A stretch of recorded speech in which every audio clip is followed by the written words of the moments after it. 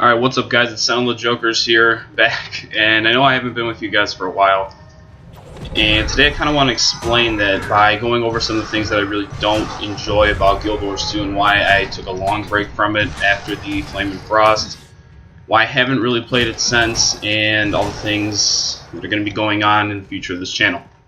So first of all, I wanted to talk about my issues with Guild Wars 2, and there's a variety of them, and I'll just start out with whatever comes to mind. So first off, the lore and the dialogue compared to the original Guild Wars. The lore is practically non-existent, and I know you can find it in certain areas, like jumping puzzles have it, and let's say Ore, you can see Ogden, okay, spoilers, you can see Ogden Stonehealer and Ore, you can learn about Glint. I don't know if you guys have heard of a guy named Wooden Potatoes.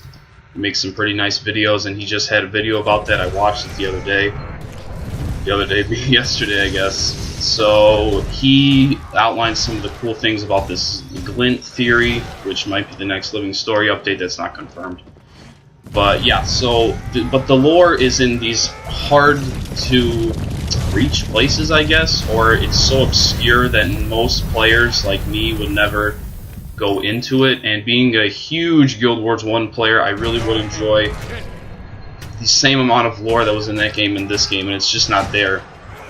Furthermore, the dialogue in this game, playing the personal story is horrendous. I can't do it. I did it on this guy just for the sake of doing it, for the sake of, I guess, suffering through the final boss battle, which was a travesty. I mean, I just can't believe that this huge Elder Dragon that you build up to for so long is killed with bashing 2 on your keyboard while...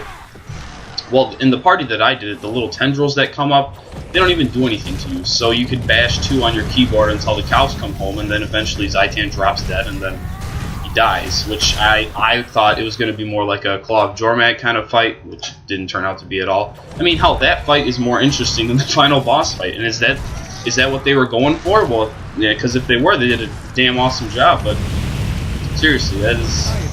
I think that's bad design. I don't like it. I... fucking hate it. So I'm really disappointed with the personal story, the dialogue, and the lore in that aspect. Second of all, well, I guess the next point that I want to make is the skills. The skills in the game are horribly limited. When I first, for those of you that don't know, all of you probably do though, that Guild Wars 1 had 8 skills that you could choose from. 8 skills, I think, and an elite, or no, the elite was included in your 8 skills. So let's talk about there. So you got 8 skills that you can use, and they announced a while back in Guild Wars 2 that you could have 10 skills, and I'm like, oh, that's great, so much more build diversity, right? Variety, all these different combos you could do, and just giving those 2 skills gives a huge, like, potential exponential increase for the amount of builds you could create. And it turns out that you're pigeonholed into certain builds because really 5 of your skills are taken up by your weapon. 1 is a healing skill and 1 is an elite. So really you have 3 skills to choose from instead of 8 possible skills that you had in Guild Wars 1. That needs to be changed. That's ridiculous. You cannot have... I mean, you really have 3 utility skills to choose from that you can mess around with, and that essentially is your build. You combine those utility skills with a weapon skill or a weapon set, and I know you can swap weapon sets, and that gives you 5 extra skills. So, all right, I'll give Guild Wars the benefit of the doubt there. So anyway, so you have 3 skills to choose from, and that's insanity. Really? That's it? Come on, Guild Wars. If you look at PVX Wiki, or I don't even remember what it was called. Back in the day, they had this old Guild Wars website. You could look up all the builds, and there were pages after pages after pages. And if you go on the Guild Wars 2 Guru forums now, you do see a couple builds, but nowhere near the amount of builds that you could see in Guild Wars 1. So I think that's kind of crappy. Another letdown was actually the event system. While it is an interesting and cool idea of looking at the MMO's genre, getting rid of the traditional quests, I think there is definitely a place for traditional quests, because before this achievement system was revamped, they had all these achievements. I had no idea where to go, and the only way I could look it up is going to the wiki. And I mean, I just don't want to do that. There are really no in-game clues. There's no in-game timer on any of these events. So what I've been doing lately, just to try and play this game again, prepare myself, I guess, to talk about all these issues, was going through the achievement system, and so I was sitting at, I don't know, what am I at now? 3098. As you can see, I've already unlocked a couple of these. I was going through the achievement system, looking up the Explorer and the Boss achievements, which I really haven't done that much of. The Explorer more so because that's actually interesting to me, going and seeing these like little nooks and crannies of Tyria. So yeah, looking through all that stuff, it's the little mini dungeons they've added are interesting, but let's say I was talking about the event system. So basically the event system was a huge letdown because they said that I would be able to change the game world, and the game world is not changed. Well, okay, the game world is changed for 5 minutes while the humans hold a centaur camp or whatever, but then in 5 minutes the same centaurs respawn with the same leader running to the same camp and just doing the same things. And I mean, it's a great way to farm experience if you're a low level character, I'll give you that much, but it's not a dynamic event system. It's not what they promised. It's not at all what I hoped it would be, and I think a lot of people feel that same way. And they're trying to fix it with Living Story, which, I mean, when I first heard about Living Story, I was really excited for it. And Flame and Frost let me down because it took them 4 months to deliver any kind of decent content, meaning the dungeon at the end, which is the only good part about the whole thing. Otherwise, the first month of it was garbage. You were rescuing refugees crap. That, I mean, who cares? None of that was that interesting at all.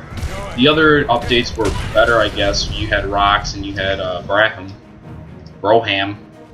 So that was interesting, I guess. But I mean, I say I decently enjoyed those. The only real thing I enjoyed from that whole Living Story was the dungeon at the end, like I said. And so I was so disappointed I didn't play the Secret of South Sun at all. I don't think, at least. Maybe I logged on for like 2 seconds to see what it was all about and probably logged right off.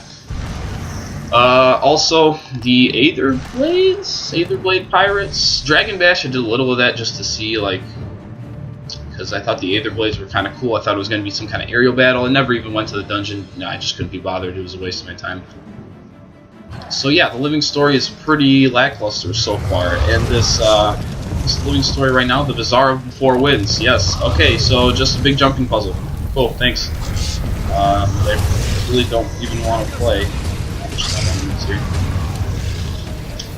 Okay, so you have all this combined for just a disappointment of the game. Alright, I'll tell you that I do appreciate all the advancements in the combat system that they've made. I think those are all really cool. I think that the world is very big. And, well, okay, well, let's talk about that, because I have another gripe with the world. When I first walked into Divinity's Reach, I thought that line that they had kept saying, that this game will come out when it's ready, and I thought that this Divinity's Reach, this huge city that looked so cool, was what they had been waiting for. This is like the result of my patience of waiting for when it'd be ready.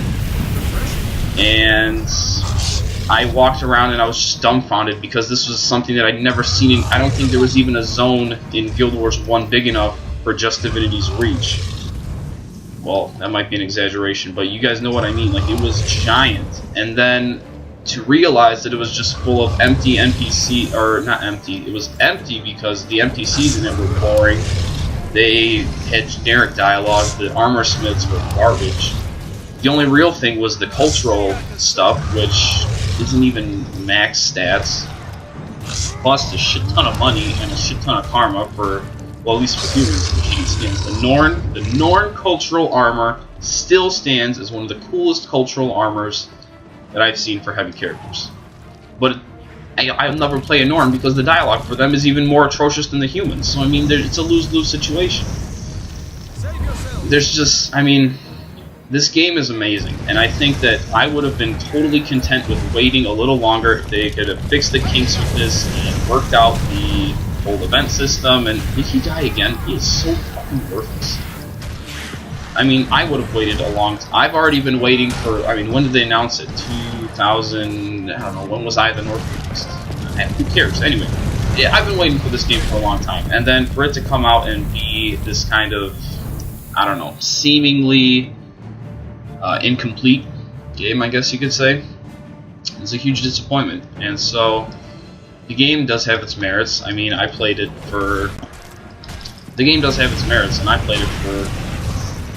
let's see, and here as soon as I crush this ignite.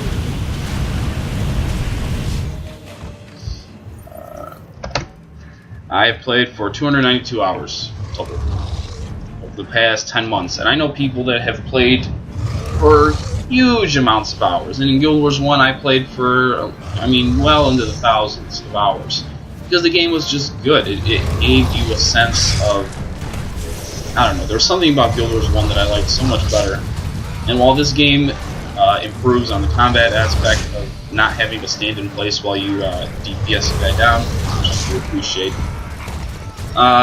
In the other aspects, story especially, I mean, while Prophecies was long, I'll give you that. Prophecies was long as hell, but at least it was interesting, at least going through it once.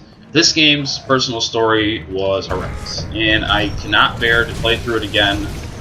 The only way I am playing it through again is on my engineer, who needs to get to level 80, because I mean, I just can't get him to level 80 either. Maybe it's just because I don't have the commitment to the game anymore. I don't have the commitment to MMOs in general anymore, because they are huge time sinks. And going further, I guess I have just a lot more stuff on my plate in the IRL, and so I don't have as much time to put into time sink like an MMO anymore. Maybe I'm complaining because I don't have a guild, because all my guild was made up of IRL friends who basically feel the same way as I do, and they don't even play this game anymore. You guys know Bloodstreak Policy, aka Brian. He and I have been discussing going over. He and I have been discussing playing some Guild Wars 1 again, and I would actually love to do that. We'll crush some Domain of Anguish with the Parawar Wombo combo. You know, Imbagon, for those of you that know what that is. And it'll be good times, and I know that I will be able to enjoy that game because Domain of Anguish is fun, it's challenging, and you have heroes that'll do whatever you tell them. I mean, hero mesmers are better than player mesmers. Maybe they don't have the intelligence, but they sure as hell have the reaction time, and that's what counts. Yeah, I mean, I guess that's pretty much it. Future of this channel. I'll probably be playing other games, not Guild Wars 2, really, unless I find something that's interesting in this game or something that brings me back to it. Then I might do it. I heard that they might increase like dungeon rewards or something, so if that happens, I will go back and probably do all the dungeons, because that's one thing I haven't done yet, but it's tough to find a good pug, and I don't want to spend all my time on Guild Wars 2 LFG, because, I mean, it's just an added hassle that I don't want to have to go through. So if they do increase dungeon rewards, I will probably find something to do there. Yeah, so if they increase dungeon rewards, I'll probably go back and finish all the dungeons in the game. Still never completed my Honor of the Waves armor, but I mean, who gives a shit? Yeah, so that's pretty much all I have to say about this. Steam Summer Sale's going strong. I'm picking up a bunch of games. I have a couple games in mind that I might want to do a little playthrough of. Oh, and here's another thing I wanted to touch on. The whole idea of PC versus console gaming for the next generation. The interesting thing is that a PC can play old-gen games at 60 FPS, right? So let's say you want to play Borderlands 60 FPS, you can play that on a PC, but you can't do that on PS3 or Xbox. But let's say in the next gen, a lot of games, such as let's say Battlefield 4, for example, will be running at 60 FPS. And a computer offers no real advantage over the console in the respect, I mean, I guess for single player games you have quick save, and always you have the mouse and keyboard, which is a superior control scheme if you're playing a first person shooter, all hands down. But just they're a good gaming PC that'll get you the same results will cost more than a console at this point, and so that's why Ryan and I have been discussing not getting the new computers, but instead getting the PS4, because Xbox One sucks. So that's what we've been thinking about, and I just wanted to share that with you guys. But I do still I don't know. PS4 is first. PS4 is coming first. Like, that is a priority numero uno. But if I can scrounge up the money, I will get myself a new computer. And so that'll be good times. But keep losing my train of thought here. I got a lot to say, and I didn't really think about this before talking about it, so you guys will have to bear with me as I ramble. What else is there to say? I do want to finish Torchlight, but I don't think that anyone's going to finish it with me, so it might just be a solo playthrough from here on out, from the last part you guys saw, which I still haven't uploaded. And I do have a metric shit ton of videos to upload that I just haven't gotten around to doing because normally I upload videos at night because I have really slow internet, and so I don't want to, if I'm uploading a video, it basically brings everyone else to a standstill in the house, so I don't want to be that guy and do that. So I normally upload at night, but then, you know, I just forget sometimes and fall asleep, and it's just bad times.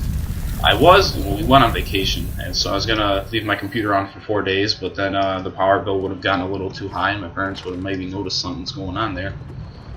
So yeah. Torchlight. I also just got Fallout New Vegas.